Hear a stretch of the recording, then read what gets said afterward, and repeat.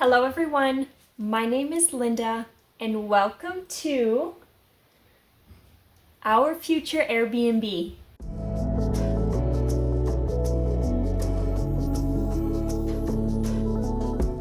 When we were laying out the design for this house, we always had a long-term vision of it becoming a rental. The changes that we made to our floor plan specifically was that we wanted to make sure that the basement had its own side entrance completely separate from the rest of the house. These were changes that we made knowing that someday this basement would become its own separate suite. Realistically, our long-term plan is that when we eventually outgrow this house, we will then keep it as a rental property and then go ahead and build our next house. So the idea of having a completed basement down the road was something that we had already predetermined. Now, fast forward several months from the design plan, I sat down with a good friend of mine, had a really short chat, and she is actually starting to get into the Airbnb field after having worked for a woman who's got many Airbnbs in the city and has been running an Airbnb business very successfully for many, many years. After talking to her for a short period of time, it kind of just sat in my brain because I saw so much potential that you get from an Airbnb that you don't from a long-term rental. The idea of doing an Airbnb felt like something that we could do sooner, allows us to expand our business portfolio, and then also brings in another stream of cash flow. As we aspire this year to hopefully start a family, having additional cash flow that requires minimal management is something that sounds really attractive. So first, I want to share my thoughts on why an Airbnb is something that made more sense to us as opposed to a long-term rental. I would first like to state that this is a very new and exciting experience for us. We've never done anything like this.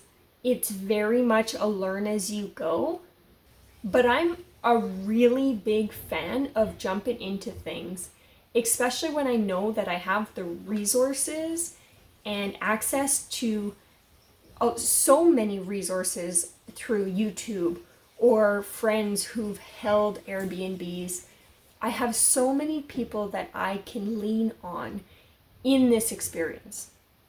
Not only that, but because our first Airbnb is going to be in our own basement, we are blessed with the fact that at the end of the day, completing this space, regardless of how the Airbnb turns out, is reinvested in our own house, our own asset, and it's only going to increase the value of our home in the long term.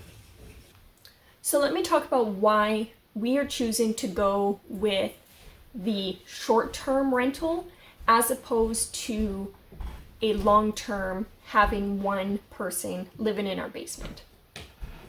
One of the biggest reasons is first that we have more visibility on our own property.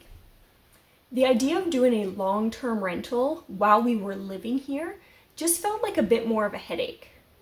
I didn't like the idea of having a long-term tenant living right below us because it almost made us too accessible and almost too much of a relationship being built. Not that I don't believe in having a really great relationship with your tenants, but I almost felt like if I'm going to be a landlord, I don't want someone becoming too comfortable because I'm too available, if that makes sense. So our intention is that while it will be a rental, we didn't want to do it while we were living upstairs, which delayed that cash flow and that plan at least 5 to 7 years.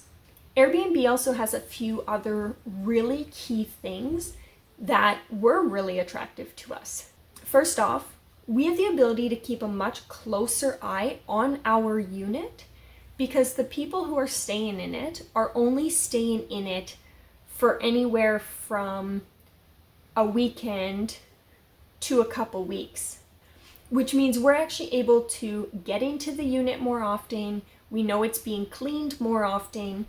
And if things are going wrong, we're going to find out about it much, much faster. The other cool thing as well about shorter term rental is that you also have the ability to make much more income. If you have someone renting out your place for, call it 21 days out of the month, but you're charging $100 a night, then that's, we'll call it $2,100 in a month that you could potentially bring in. However, a single bedroom basement suite in Edmonton would, at the very high end, only bring in maybe $1,000. So the potential to bring in a much larger amount of money doing short-term rental is something that's very attractive. The other benefit of also completing the basement now is that it is a lot easier to complete it as a guest suite as opposed to a standalone, its own address unit in our house. The permits and the rules are just so much different. Essentially, this is just a completed basement with a side entrance that we are letting friends and family stay in for all intents and purposes. But on the note of friends and family, is it also gives us the ability to pick and choose the weekends that we want to rent it out and the weekends or days or weeks that we don't want to. Because if we're going to have family come out to visit from anywhere, I want to be able to say, hey, we've got a place that you can stay in on your visit here. It means that we can welcome family close. They don't have to stay in a hotel, but they can also have the comfort of their own privacy and their own space.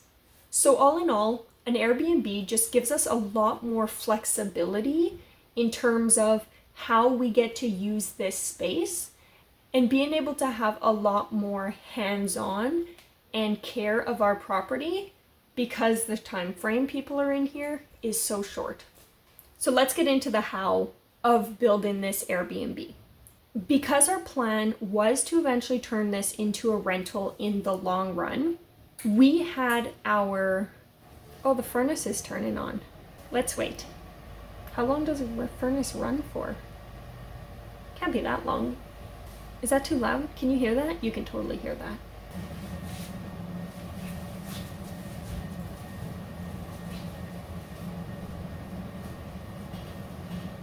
So I've relocated to the office because the furnace is still running and I want to record this video while it's all fresh and clear in my mind. Also, we more or less closed all the dampers down there, so it's a little chilly. My feet were getting cold. So the how. Let's chat about the how. So, as I previously mentioned, we did finish the home as per the blueprints with a separate side entrance. So that was a huge barrier right out of the way. As it comes to actually finishing the basement, it's going to be done mostly by yours truly, me. While I definitely know my limits as it comes to things like plumbing and electrical, I do know that things like drywalling, mudding, taping, putting in a drop ceiling, installing cabinets, and laying down floor, is something that it just doesn't scare me. A lot of the things that need to go into finish in the basement are things that I feel comfortable and confident enough to do myself. This also speaks to how much money we're going to be able to save by doing it ourselves.